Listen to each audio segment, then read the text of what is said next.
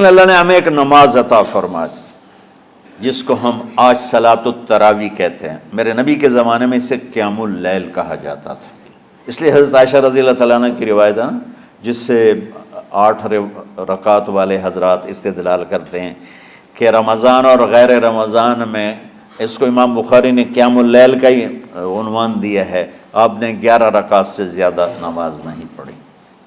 ایک ضعیف روایت میں ہے کہ آپ نے 3 دن پڑھائی نماز، یہ تو صحیح روایت ہے۔ کتنی رکعت پڑھائی؟ تو ایک ضعیف روایت میں ہے کہ 20 رکعت پڑھائی۔ اچھا، ضعیف روایت سے عبادت ثابت نہیں ہو سکتی حکم شرعی۔ تو جب حضرت عمر رضی اللہ تعالیٰ عنہ نے سب کو، اب میرے نبی کے دور میں 3 دن کے بعد آپ تو آئے نہیں کہ کہیں فرض نہ ہو جائے، تو صحابہ اپنے طور پر قرآن سنتے تھے ٹولیوں میں۔ صدیقی دور میں 2 سال وہ فتنوں میں گزرا، تو اس میں بھی اسی طرح چلا کہ ٹولیوں میں ہوتے تھے۔ حضرت عمر رضی اللہ عنہ کے زمانے میں حکومت مضبوط ہو گئی، طاقتور ہو گئے، تو ابتدائی سالوں میں نہیں، چند سالوں کے بعد اب مسجد میں تشریف لائے تو لوگ اس طرح کوئی 4 ادھر 4 ادھر 5 ادھر 10 ادھر 20 ادھر، تو کہنے لگے ان کو ایک امام پہ جمع کر دیا جائے تو کتنا اچھا ہوگا۔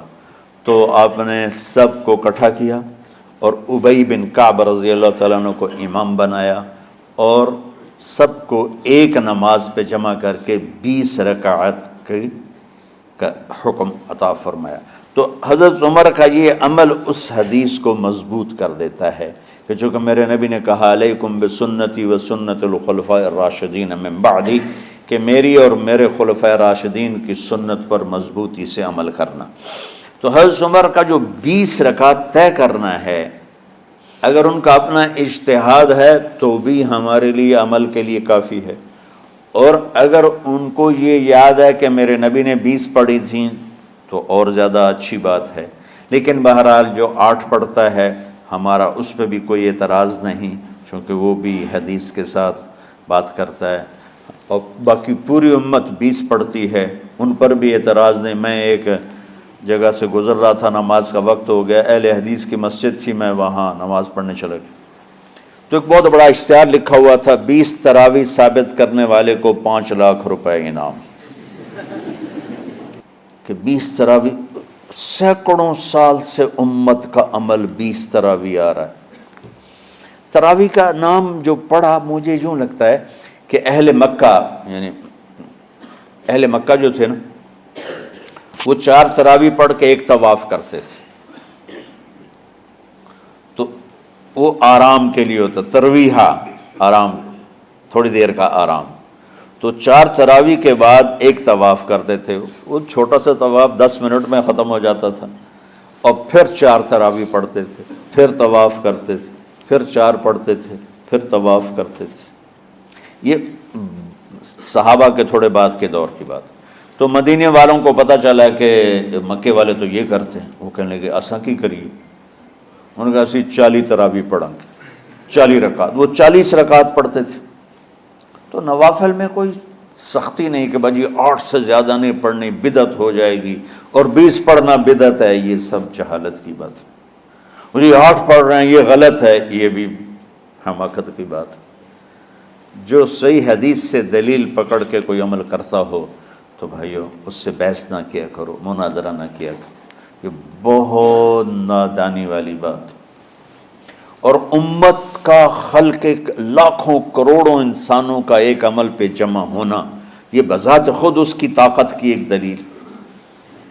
اور حرمین جب سے میرے رب نے حضرت عمر نے 20 رکعت شروع کی، آج تک وہاں بھی ساری مساجد میں 8 رکعت تراویح ہوتی ہے، لیکن حرمین کی مسجد میں 20 رکعت، ادھر بھی ادھر بھی۔ اور یہ جو وہ وہاں ختم قرآن پہ دعا نہیں مانگی جاتی، یہ کس کا عمل ہے؟ حضرت عثمان کا۔ حضرت عثمان نے اپنے دور خلافت میں تراویح پڑھانے والے سے کہا جب قرآن ختم کرو تو دعا کرنا۔ وہ کہنے لگے جی کیا دعا کروں؟ کہ جو تیرے دل میں آیا کرنا۔ تو ختم قرآن کی رات تراویح کی آخری رکعت میں من الجنت والناس کے بعد دعا کے لیے ہاتھ اٹھانا، یہ حضرت عثمان رضی اللہ تعالیٰ عنہ نے اس کو زندہ فرمایا۔ اور امام دعا کرتا تھا 1 منٹ 10 منٹ 20 منٹ جتنے بھی، اور پیچھے لوگ آمین کہتے تھے۔ وطر کی جماعت نہیں ہوتی تھی، وطر کو باجماعت حضرت علی رضی اللہ تعالیٰ عنہ نے شروع کی کہ وطر کو بھی باجماعت پڑھا جائے، تو یہ ان کی سنت ہے کہ وطر کو باجماعت پڑھا گیا۔ تو اب یہ لہٰذا یہ سارے سنت جو کام ان خلفۂ راشدین سے ہوا وہ بھی سنت ہے۔ تو اللہ نے ہمیں ایک عبادت دے دی کہ میرا قرآن پڑھو اور سنو۔ پہلی امتوں کو تراویح کیوں نہیں تھی یا قیام اللیل کیوں نہیں تھا؟ کہ ان کو اپنی کتاب یاد ہی نہیں ہوتی تھی، وہ اپنی کتاب کے حافظ نہیں ہوتے تھے، وہ اپنی کتاب یاد ہی نہیں کر سکتے تھے، صرف نبی کو یاد ہوتی تھی۔ اللہ نے ہمارے لیے کتنا آسان کر دیا کہ 7 سال کے یہ چھوٹے چھوٹے بچے قرآن یاد کر رہے ہیں، 70 سال کا بوڑھا قرآن یاد کر رہا ہے۔ یہیں یہ مولوی یوسف صاحب کا ساتھی تھا یا پتہ نہیں ان سے پہلے تھا، سلمان، مولوی سلمان، آج کل امریکہ میں ہوتے ہیں، ہماری ایک شاخ چلا رہے ہیں ماشاءاللہ۔ وہ شروع میں یہاں تھے، تو یہاں تراویح پڑھانے کے لیے ہمارے پاس حافظ کوئی نہیں تھا، وہ حافظ نہیں تھے، وہ صبح بیٹھ کے شام تک 1 سپارہ یاد کرتے اور رات عشاء کی نماز میں سنا دیتے۔ 30 دن میں قرآن یاد کر کے سنا دی۔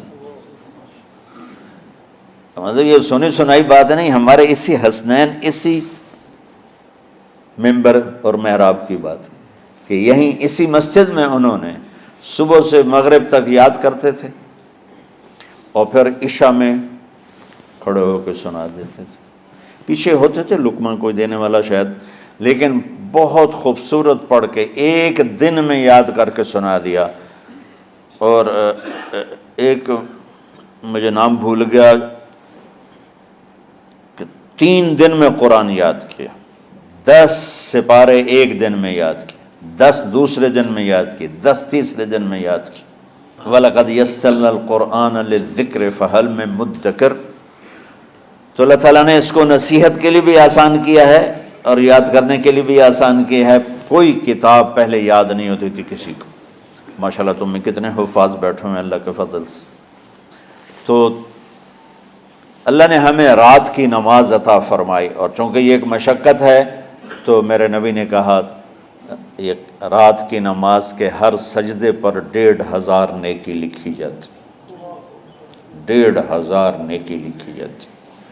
اور اللہ تعالیٰ ہر سجدے پر جنت میں ایک محل بناتا ہے جس کے 60,000 سونے چاندی کے دروازے ہوتے، اور ایک درخت اس کے لیے لگاتا ہے جس کے نیچے 100 سال گھوڑا دوڑ سکتا ہے۔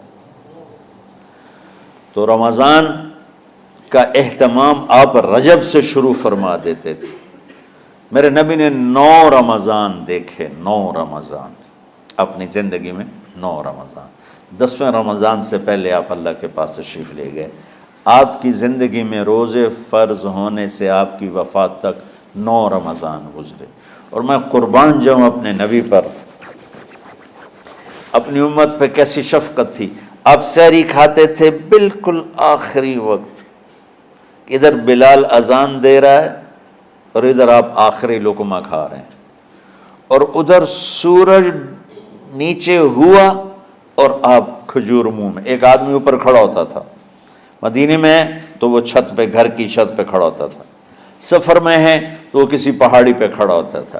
جو ہی سورج کا کنارہ نیچے جاتا اب فوراً وہ کہتا یا رسول اللہ قد غربت، تو آپ کھجور منہ میں ڈال لیتے تھے، یا پانی، کبھی پانی سے افطار فرماتے تھے، کبھی کھجور سے افطار فرماتے تھے، کہ میری امت پہ بھوک کا وقت کم سے کم آئے۔ آج کل جو یہ ہمارے افطاری کے اوقات ہیں نا، یہ سورج ڈوبنے کے بھی 2-2.5 منٹ بعد کے ہیں کہ احتیاطاً، ٹھیک ہے چلو احتیاط کر لو کوئی مسئلہ نہیں، لیکن اصل ہے ادھر چونکہ اب سورج ہمیں نظر ہی نہیں آتا ہے، اس طرح ہم گھرے ہوئے ہیں شہروں میں، دیہاتوں میں بھی اب اس طرح کا ماحول ہے کہ وہ نظر نہیں آتا ہے، تو بہتر کہ ادھر سورج غائب ہو، ادھر لقمہ منہ میں جائے، لیکن یہ تب ہے جب آپ نظر آ رہا ہو۔ اب جب آپ یہاں بیٹھے ہو حسنین میں تو یہاں تو کوئی سورہ نظر نہیں آئے گا، یہاں تو منار ہی نظر آئے گا، تو لہٰذا احتیاط ٹھیک۔ ہمارے اہل حدیث بھائی وہ 2 منٹ پہلے ہم سے افطار کرتے ہیں، تو بڑی اچھی بات ہے کہ سورج کے غروب ہونے کا جو اصل وقت ہے اس کے ساتھ ہی افطار کرنا۔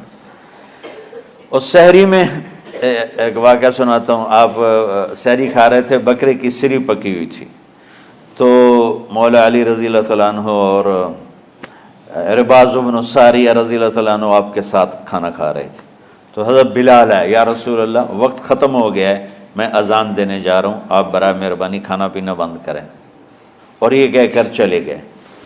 چھت، ایک انصاری عورت تھی، اس کے گھر کی چھت پہ چڑھ کے اذان دیتے تھے۔